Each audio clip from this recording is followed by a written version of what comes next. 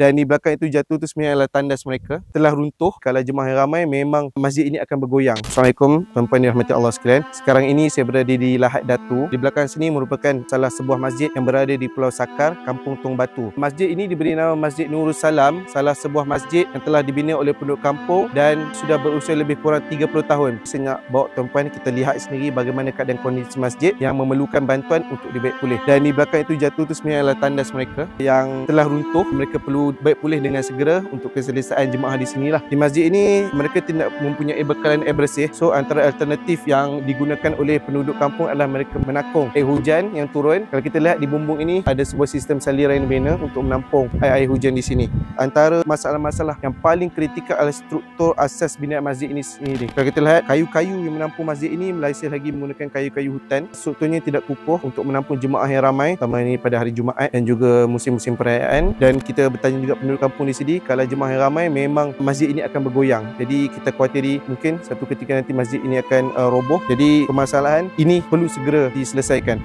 Kita masuk sikit masjid ini, kita tengok. Beginilah keadaan dalaman masjid. Alhamdulillah masjid ini sangat besar, boleh menampung jemaah yang ramai. Masjid ini menggunakan tenaga elektrik daripada generator. Memang setiap kali waktu solat mereka terpaksa menghidupkan generator dan menggunakan minyak. Jadi tuan-puan yang melihat video ini, saya harap sangat dapat kita bantu baik pulih semula Masjid Nurul Salam di Kampung Tung Batu. Mudah-mudahan berkat sumbangan kita beri ini, baik pulih ini dapat dilaksanakan dan ia menjadi saham dan amal jariah kita di akhirat kelak, insya-Allah.